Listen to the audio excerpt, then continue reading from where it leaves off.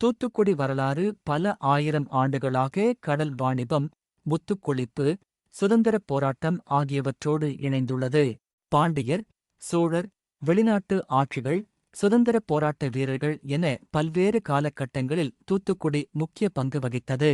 தொன்மையான வரலாறு. தூத்துக்குடி முத்து நகரம் என அழைக்கப்படுகிறது, ஏனெனில் இங்கு முத்துக்குளிப்பு, பேர்ல் டைவிங் மிக புகழ் பெற்றது. கி.பி. 7-9 இம் நூற்றாண்டில் பாண்டிய மன்னர்கள் துறைமுகத்தை நிறுவினர். கி.பி.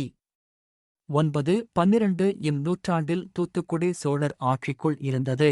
வெளிநாட்டு ஆட்சிகள். கி.பி. 1532 இல் போர்ச்சுகீசியர்கள் முதலில் வந்தனர். 1658 இல் டச்சு நாட்டவர்கள் ஆட்சி செய்தனர். 1782 இல் ஆங்கிலேயர்கள் டச்சுக்களிடமிருந்து தூத்துக்குடியை கைப்பற்றி கிழக்கு இந்திய கம்பெனி ஆட்சியை நிறுவினர். சுதந்திரப் போராட்டம். 20ஆம் நூற்றாண்டின் தொடக்கத்தில் தூத்துக்குடி மாவட்டம் இந்திய விடுதலைப் போராட்டத்தில் முக்கிய பங்கு வகித்தது. வீரபாண்டிய கட்டபொம்மன், மகாகவி பாரதி, வ.உ.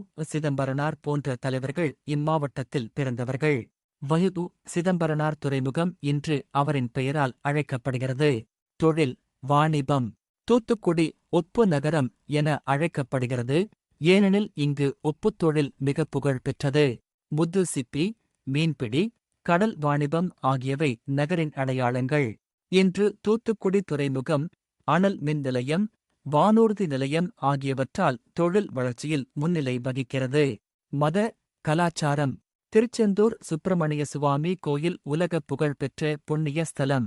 பனிமய மாதா பேராலயம், R lady of Snows Basilica கிறிஸ்தவ மதத்தினருக்கு முக்கிய புனித தலம்.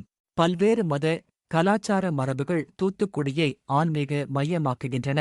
சுருக்கமாக, பாண்டியர் காலம் துறைமுகம், வாணிபம். சோழர் காலம் கடல் வாணிபம் விரிவு. போர்ச்சுகீசியர், டச்சு, ஆங்கிலேயர் வெளிநாட்டு ஆட்சி.